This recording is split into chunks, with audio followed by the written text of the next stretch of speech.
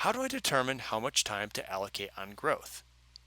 Okay, so part of this answer depends on the size of your team, who all is working on what, and the other piece is what stage you're at in terms of how you're doing with customer acquisition and getting people to use your product.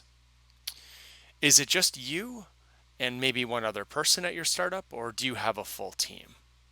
The other thing is stage. So if you're high velocity, high churn, so meaning you've got a steady flow of users coming in, but they're churning or they're not really becoming customers, then you need to figure out why.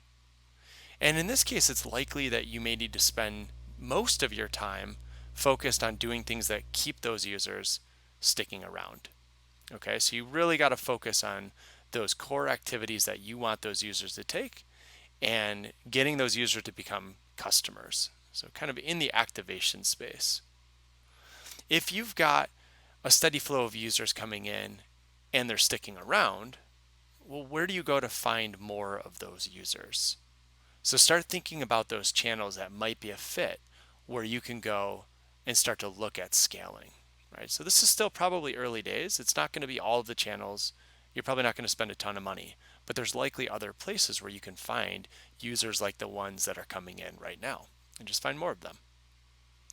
Now, if you've got low velocity, which means you've got very few users coming in, it's a trickle of users, or maybe you're a B2B platform that's really expensive and it just takes a lot of time to onboard somebody or to get them kind of through that purchase window, then you need to be spending almost all of your time on acquisition. Because if you don't ever get people into your product, then the product doesn't really have that much value. So this can be very, very hand to hand. This means that you're going to do very manual things at the start. So a couple examples.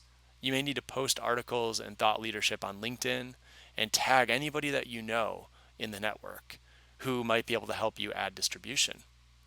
Or you may need to manually reach out to friends, people you used to work with, ask them who they know that you can talk to, and get people on the phone for customer discovery calls. And do as many of these as you can get. You can even incentivize the process if you need to. So, for example, I'll give you a $10 Amazon gift card for a chat. Now, that's only really going to work for a role that's a potential fit for your product. But don't be afraid to use that, especially in the early days. You really just need to get that signal. And talking to people is a great way to figure that out. If you have a team and maybe you've got a few people working on some of this stuff already, now might be the time to put somebody in that growth ownership role. And maybe they'll spend 50% of their time on growth, maybe 25%, maybe 50%, maybe even more. Or you may be in a spot where just everybody's totally slammed and they're working on high value stuff, and you need to go out and now hire somebody to help run growth and have them really own those metrics and drive growth across the board. Okay, so really it depends on what your team looks like and kind of where you're at.